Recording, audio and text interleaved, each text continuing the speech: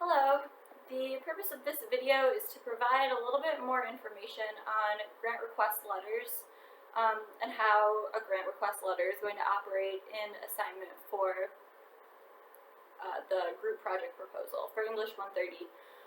So a grant request letter is a type of genre. It's distinct from a literature review, an annotated bibliography, your project description.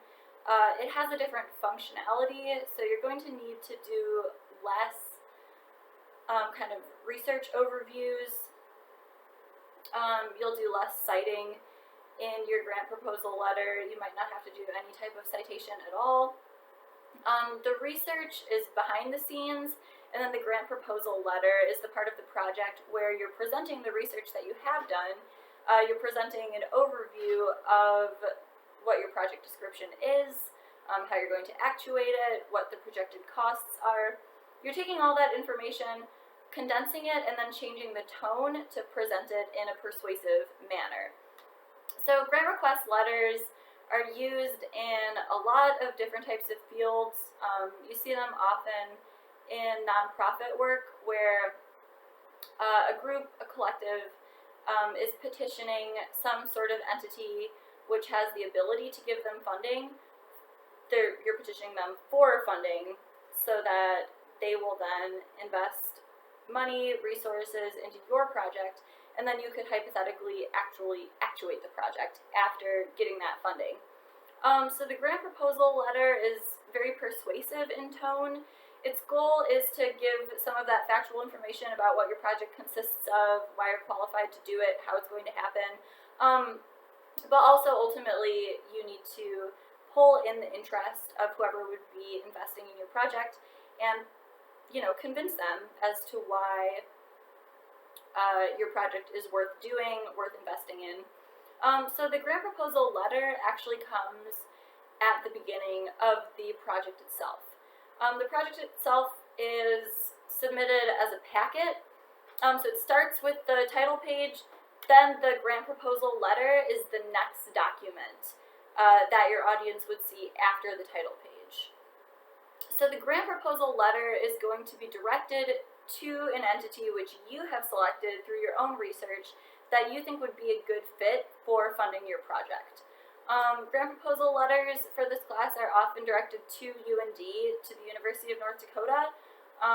So you could say, this is a student project, it's going to benefit the campus community, UND should invest in it for these reasons, this is the value of our project, here's our projected budget, and then UND would hypothetically invest in it, right? Because universities do invest in student research, and therefore, UND is always there as like kind of a solid potential investor in your project.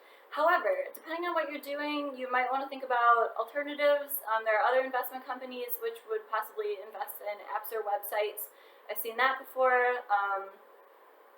You just want to consider who might be interested in this, who has resources that they could give you in the first place. You could think about doing it via donations, in which case your project would be framing itself as, hey, we might not have super high costs, but we do have some costs, and if we can get donations to it, that would help us meet our budget so that we can supply materials for our workshop, hire designers for our website, whatever it is that you need.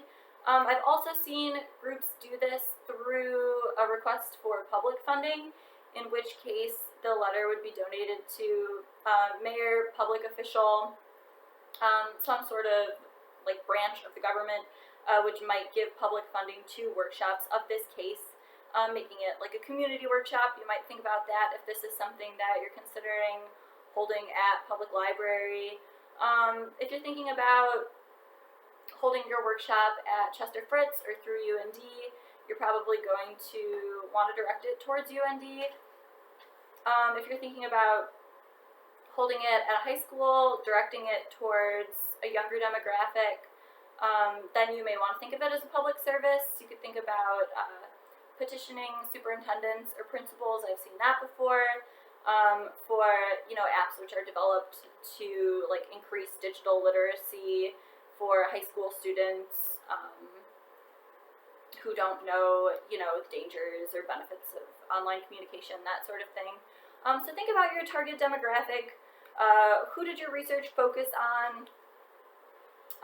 Who is it for? Who is your project going to benefit? And then think about organizations who have interests in the well-being of those groups. That's who you're going to petition to give funding to your project. So you are probably going to have to do research to figure out who you're going to petition in the first place. This document functions sort of like a cover letter in that it has a heading, which is addressing a specific individual on behalf of the organization which they represent, a petition from your organization to theirs. So your research is going to be deciding who you're going to petition in the first place. Who's in a position where they might be interested in your project and they could then give you funding to actuate it. And then the second step of that is figuring out the individual person who you would address.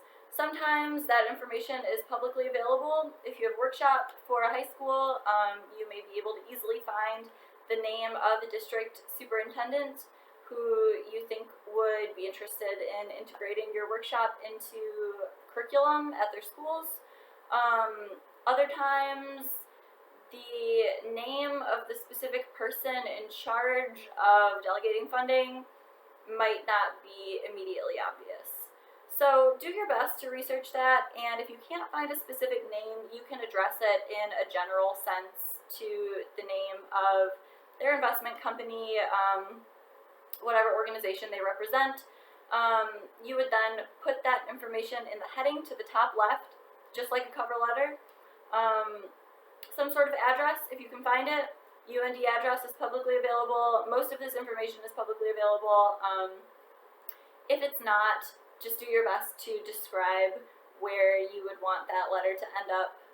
And then you can put the name of whoever you're addressing it to. At the beginning, you can put to whom it may concern if you're unable to find that specific name, but it does always look better if you're able to include the name of the person in charge. That's, a general recommendation for any type of cover letter or petition request. The more personal you can make it, typically the more apt that person is to read through the rest of your letter. So format-wise, starts with the heading, has a little introductory section. You're then going to include a brief description of your project, just giving a general overview of what you chose to do and why, how it relates to the problems or issues that you uncovered in your research. You're going to include a section of projected outcomes. I know on at least one of the samples that we have posted on Blackboard, that projected outcomes section is in bullet points. I'm fine with that. You can also write it more narratively as a small paragraph. But your projected outcomes section is important because it shows that your proposed project would have a tangible, beneficial impact if it were actually concluded. Then you're going to have a small section describing the budget and giving a little bit of justification as to how you came up with that budget. It's important to mention your budget in the grant proposal letter so that the person who you're petitioning or group that you're petitioning knows exactly what it is you want, right? So you've got all this description, it's meant to give them an overview, show how your work is relevant, show that you've done your research, but kind of the most important part of that is, hey, this is the actual monetary amount that we would need from you in this section, right? So first half, how they would benefit from it, how the community would benefit from it, whoever it is that they represent, and then kind of what you want from them to show that it would be a mutually beneficial agreement.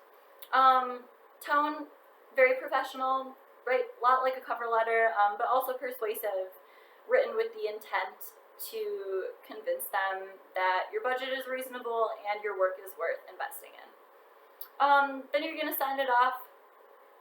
You can sign it personally. I would also say it's a good idea to include the group name there. You're signing it your name, first name, last name, on behalf of your group. So that's kind of the primary material for the grant request letter. It's common genre, so if you research it independently, you'll see a lot of examples for grant request letters for different purposes. But the format is pretty much fixed. Every grant request letter follows that same basic heading, description, budget information, signature. It's a pitch, right?